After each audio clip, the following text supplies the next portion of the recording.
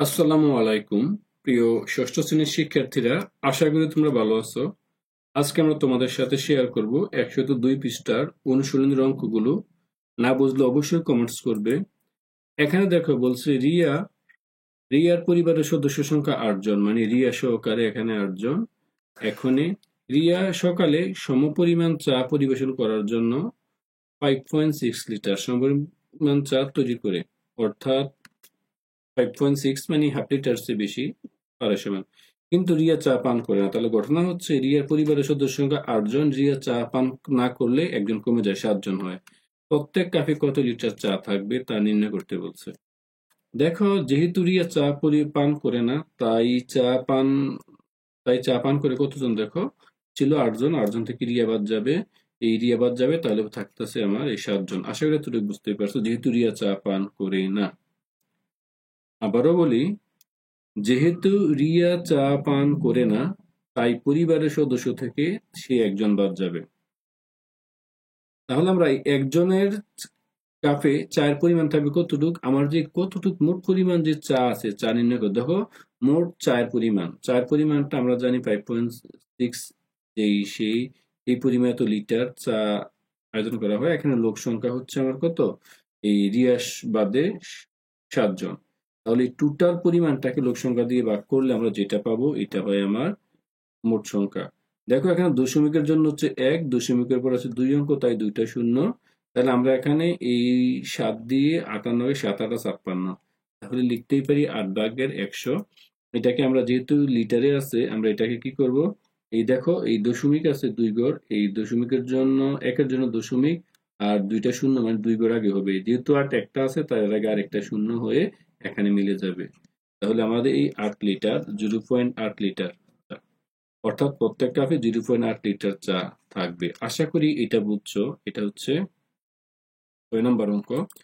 এবার দেখো 7 নম্বর অঙ্ক বলছে যে রাতুল বাজার থেকে 105 টাকা কেজি দরে 1.5 কেজি ডাল কিনে এবং 45 টাকা কেজি দরে সে 5 কেজি পেঁয়াজ ক্রয় করে। আশা করি বিষয়টা তোমরা বুঝতেই পারছো। এই সে কি করে, আবারও বলি, সে 105 টাকা দরে 1.5 কেজি ডাল কিনে এবং 5 কেজি পেঁয়াজ 45.5 টাকা দরে সে ক্রয় করে। এখন বলছে সে দোকানদারকে কত টাকা দিবে, যত টাকা কিনছে তত টাকাই দিবে। এখন কত টাকা কিনেছে তা আমরা নির্ণয় করব। যে ডালের মূল্য, সে 1.5 কেজি কিনেছে, প্রতি কেজি দাম হচ্ছে 105 টাকা।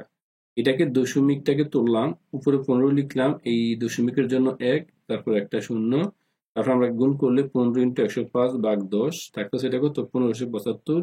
আর এটা যেহেতু একটা শূন্য আছে 10-এর, এই জন্য এই এক ঘর আগে দশমিক হবে। তাহলে 157 টাকার সে ডাল কিনলো।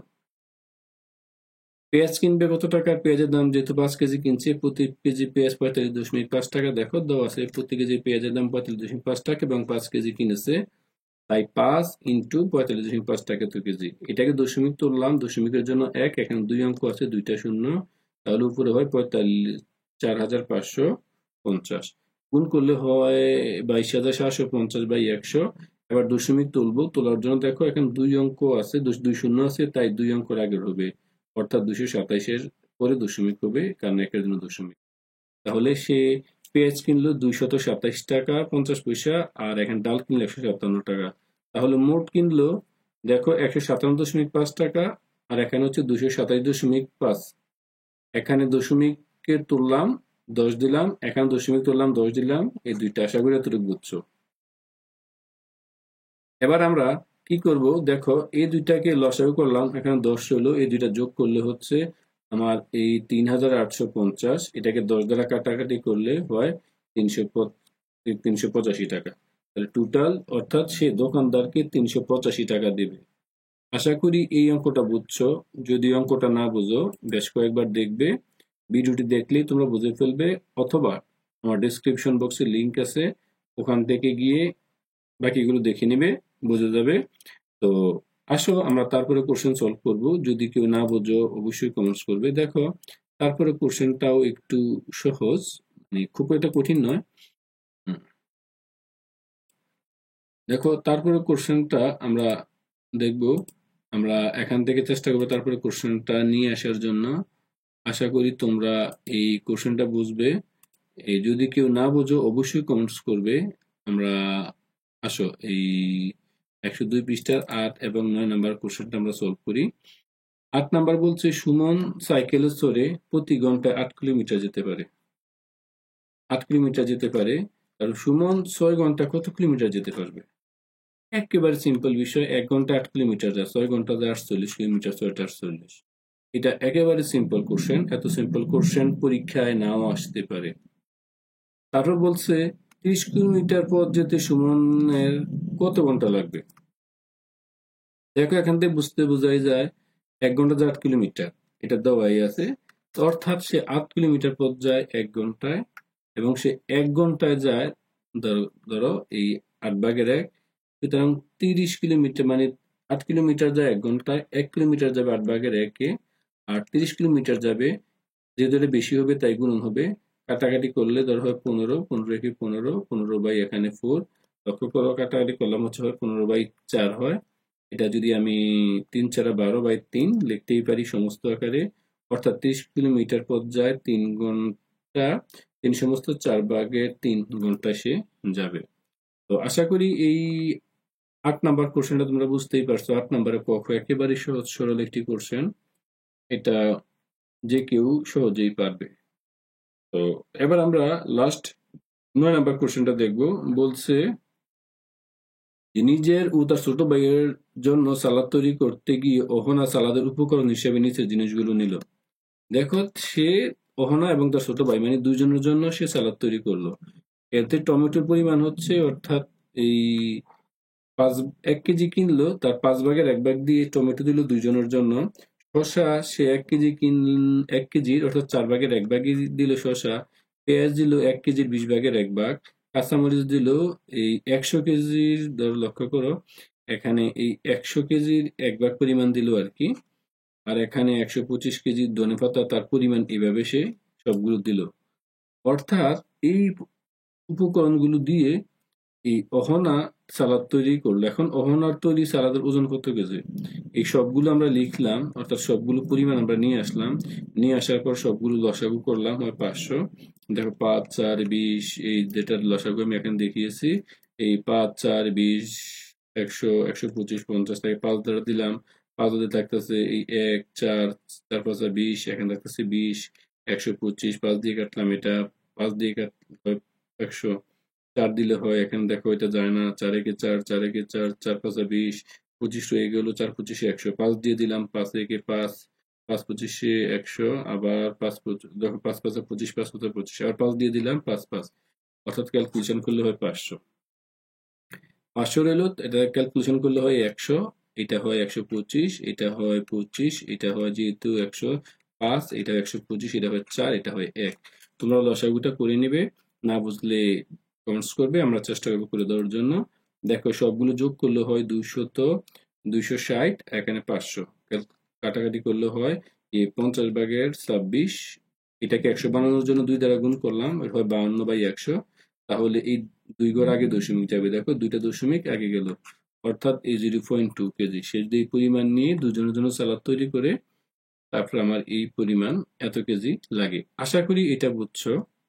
এবার আমরা খ নাম্বারটা তৈরি করব। ওখানে যে সালাদ এবার তার পরিবারের টোটাল সদস্যদের জন্য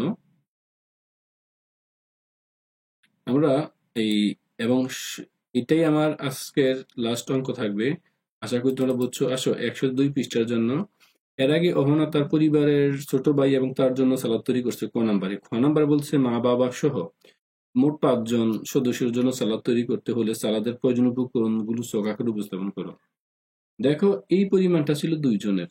এখন যদি আরো 3 জন হয়, মোট 5 জন, তাহলে 2 জন তো আছেই, 5 জন, অর্থাৎ 5 জন থেকে 2 জন আগে ছিল, এখন 5 জন নিয়ে নিলাম। তাহলে এইভাবে এই সংখ্যাটা আমরা নির্ণয় করব। এইটা ছিল এই পরিমাণটা, এখন 5 জন, আগে ছিল 2 জন 5 জন। অর্থাৎ এই 2 জন ছিল, 2 জনটা কমিয়ে দিলাম, ভাগ দিয়ে কমিয়ে দিলাম, উপরে 5 5/2 মানে এটা কত? আশা করি বুঝতেই পারছো। এই 5/2 প্রত্যেকটা। এর আগে যেহেতু আমরা এটা শুধু বাই এবং নতুন করে 3 জন বেড়েছে, অর্থাৎ এই 2 জনটা যেহেতু নির্ণয় করছিলাম, এই কারণে আমরা এটা লিখলাম। অর্থাৎ জনসংখ্যা হিসাবে আগে 2 জন ছিল, এখন এই 5 জন, আগে 2 জন ছিল। 5 জন আগে 2 জন ছিল, 5 জন আগে 2 জন ছিল, প্রতিটা 5 জন আগে 2 জন ছিল, এইভাবে আমরা হিসাবটা করে ফেললাম। হিসাব করলে দেখো গুণ করলে হয় 5 একে 5 আর নিচে হয় 5 দুগুণে 10। দেখো 5 দুগুণে 10, এইটাও যদি হিসাব করি নিচে 4, 4 দুগুণে 8, 5, এটি হিসাব করলে হয় 40, 5, এটি হিসাব করলে হয় 205, এটি হিসাব করলে হয় 250, 5, এটা 500 নিচে 1000/5। ক্যালকুলেশন গুলো কাটাকাটি করলে হয় 200/1, 500/1, আলটিমেটলি এভাবে ক্যালকুলেশন করলাম। তো 5 জনের জন্য সালাদ তৈরি করার জন্য এখানে আগে ছিল 2 জনের, সরাসরি ওইটা এসে যোগ করছিলাম, যেহেতু এখন 5 জনেরটা তা নির্ণয় করলাম। 5/10, এভাবে 5/10, এই 5/8, 8/1, এই 40/1, এইভাবে সবগুলো যোগ করলাম। যোগ করে ঠিক আগের মতোই আমরা এই লসাগুটা নিয়ে নিলাম। লসাগু নিয়ে ক্যালকুলেশন করলে আমার মানটা এমন হয়, আগের অঙ্কটার মতোই 1.3 কেজি হয়। এখন এটা বিকল্প হচ্ছে, অর্থাৎ দেখো এতটুকু ছিল 2 জনের, তো এখন নতুন করবে, এই নতুন আসবে 5 জন, আগে ছিল 2 জন, টোটাল এই সংখ্যাটা 2 জন থেকে হিসাব করলে ক্যালকুলেশন করলে আমরা যেটা মান হয়, যদি গুণ করি এই দশমিকের জন্য হচ্ছে 1, 2 সংখ্যা আছে, 2টা 0, 52, তারপর আমরা কাটাকাটি করলে হয় এটা 2 দ্বারা এটা কাটলে হয় 26, 26 ইন্টু 5 হয় 130/100, ক্যালকুলেশন করলে হয় 1.30, অর্থাৎ 2 দশমিক, এই দশমিকটা আগে চলে যাবে যেহেতু দুইটা অঙ্ক, এখানে 100 আছে, 2টা শূন্য আছে, তাই 2টার সংখ্যা আগে চলে যাবে, আগে হয় 2 অঙ্ক আগে চলে যাবে, যেটা হয় এটাই আমার উত্তর। আশা করি তোমরা এটা বুঝছো। না বুঝলে ভিডিওটি বেশ কয়েকবার দেখবে, আশা করি বুঝে ফেলবে। তো শিক্ষার্থীরা আজকে এই পর্যন্ত, সবাই ভালো থাকো, সুস্থ থাকো, আর ডেসক্রিপশন বক্সে সকল অঙ্কের লিঙ্ক পেয়ে যাবে। এ পর্যন্ত ভালো থাকো, আল্লাহ হাফেজ।